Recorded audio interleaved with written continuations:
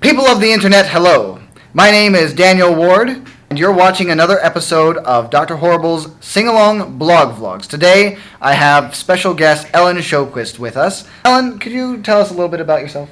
Yeah, I'm a graduating senior from the University of Akron, getting my BFA in dance and a concentration in news and media production. And I'm the co-president of Terpsichore Dance Club, which is the student dance organization at the University of Akron. Before we get on to Dr. Horrible's Sing-Along Blog stuff, let's talk some dance stuff. We have UADC coming up the 29th and 30th? Yeah, next Thursday and Friday. At 8 o'clock, and that's at E.J. Thomas Hall. At E.J. Thomas Hall. General admission is $12. Yes.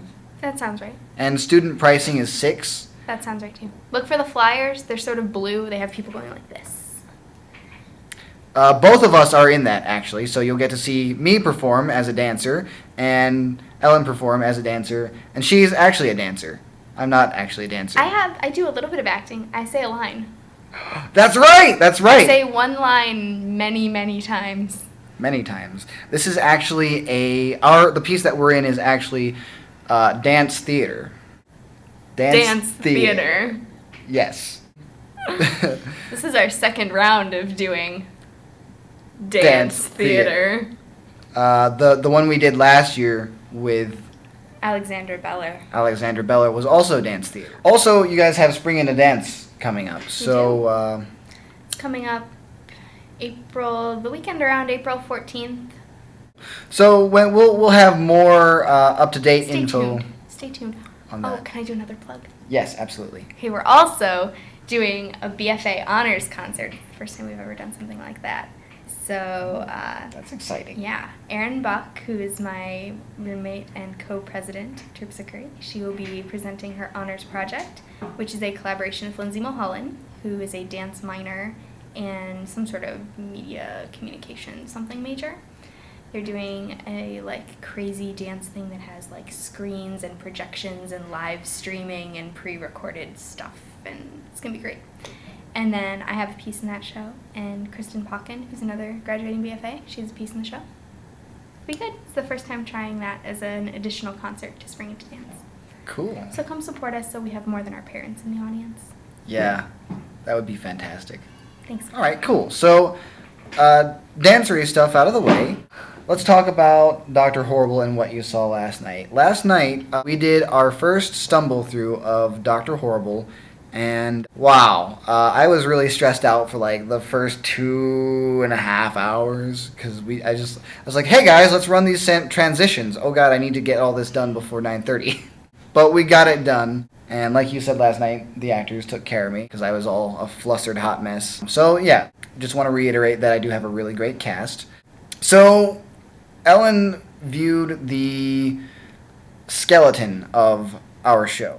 At this point, we have the basic staging, we have the basic transitions, and we have the basic songs. So everything's working on a very basic level right now. We are going to work more methodically and more in depth over the next week and a half, which is how much more time we have to rehearse. Okay, so yeah, just anything you want to say, anything that you saw, anything that stuck out? I was just really impressed. I was genuinely impressed. I came in with low expectations, and that's not a reflection of the work that I expected from you. Just I've crossed over into the world of theater occasionally, and I know that stumble-throughs are Hot mess. Really rough. Yeah. Always. We call them stumble-throughs because people really do stumble. There is stumbling. And stumbling. It's always rough. Always rough. So I was just amazed, especially coming in towards the end of working the transitions and seeing how much was still being thrown at the actors right then at that point. I was like, oh boy, a lot of this is new. But they made it through like champs, no long pauses to figure stuff out. They just got through it, and it was great. And all the acting was good, and singing that I heard was great. I'm excited to see it with the real props. I like the idea of everything being flat and two-dimensional, and I think it's going to be great to actually see the props come to fruition. The van at one point in my notes I wrote, because they're using a little like, I can't see this hand. Yeah. It's like a this-shaped thing, and it looked like a boat. So I wrote in my notes, boat equals van.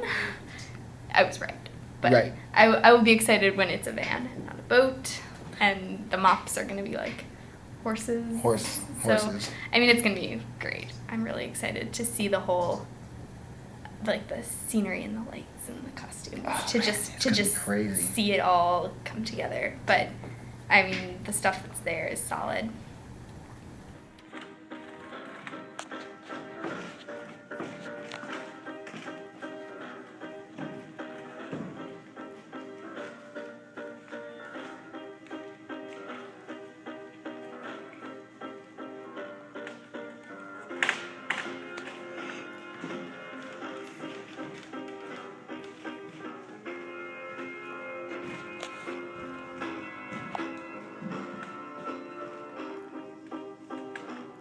And you guys are going to have to catch that when it comes over to you.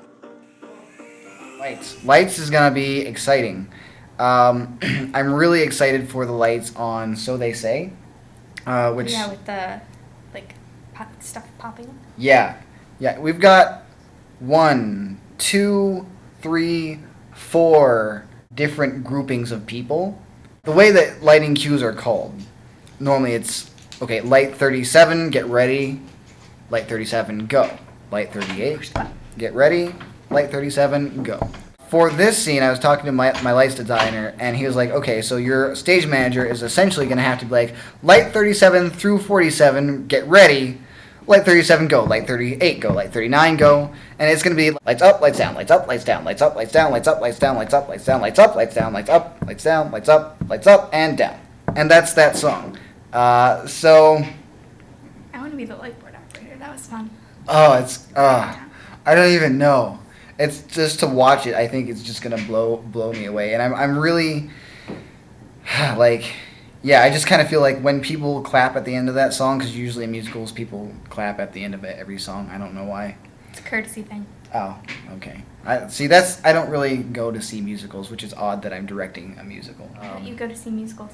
I don't really like musicals that much. Why don't you like musicals that much? Well, I mean, they're because they're. This is hard-hitting journalism. This is the news media production coming out.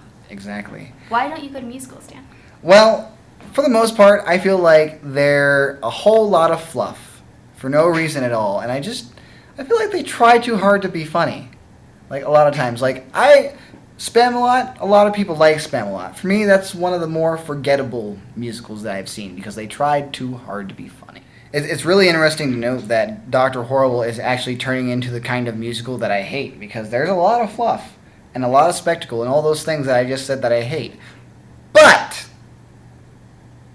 Yeah, I don't know why the screen feels like it's cut. yeah, it's weird. But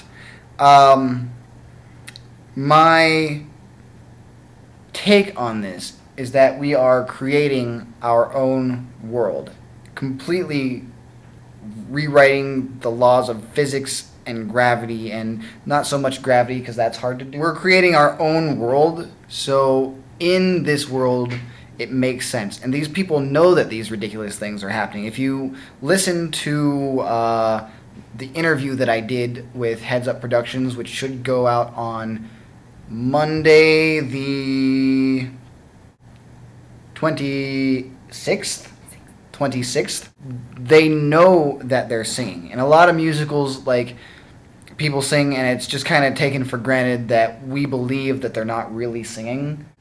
Or like in real life, we just accept that it's normal for people to like break out in song, even though that doesn't happen in the real world that I live in. Right. So the idea here is that in this world, they do know that they're singing. I specifically asked Captain Hammer to do some kind of something so that we're aware that he sings. I think right now he's tuning himself. So the idea is that they are aware of that they're singing. And my other concept is to constantly, I'm doing a triangle, is to constantly remind the audience that they are watching a show. I want them to constantly be reminded that what they're seeing is fake. So that's the reason behind the the two-dimensional objects, because it's not real. You see a two-dimensional object and you go, oh, this is fake. And you see, like, we have blocks which are going to be painted colors, and then they'll say, like, where the scene is. So we'll turn the blocks and they'll say Laundry Day. And then we'll turn them again and they'll say Evil Lair. And we'll turn them again and they'll say City. And we turn them again and they say Town Hall. And then we turn them again and they have a magical fifth side that says something else. That's not going to happen. We just have extra blocks. But that would be cool. Somebody tell me how I can make that happen, and I will. So the idea is to constantly be reminding the audience that what they're watching is fake. And by reminding them of that, I think they will be more easily accepting of the singing and that it's real. And if that makes any sense. And that's really interesting in relation to what we were talking about before, how you also want the audience to feel like they're in the scenes and a part of this reality that you're creating. So it's not even just that you want them to accept, like, yes, this is something that I'm watching, and yes, this is another world where all of this is normal and acceptable, but actually incorporating them into that. Yeah. That's a good task you've set for yourself. Yeah, the audience, I want them to become part of the world. This is going to be a really important blog for people to watch. I hope they watch it. Because I'm here. Exactly. Hard-hitting journalism. Ask the tough questions. I want the audience to realize that I want them to be part of the world. So Dr. Horrible constantly has a relationship with the audience, which is normal for a lead character. But other characters, I'm going to try to get them to develop a relationship with the audience, and the characters are going to be going up into the audience and interacting with the audience a little bit. And at some point, I'm going to go ahead and just say this now because I really want everybody to do this. During Captain Hammer's song, like, there's like an arm wave thing that the groupies are doing, and they're going to try to get the audience to join them, and I really hope that happens. That would really make my day, because I really just want the audience to really just become a part of the town hall scene, and that would just, because, I mean, the mayor is speaking to an audience, and Captain Hammer is singing to an audience, and we have an audience here, so why not make them part of the show? And that is what's so great about theater, is that you become invested and you really become part of the show.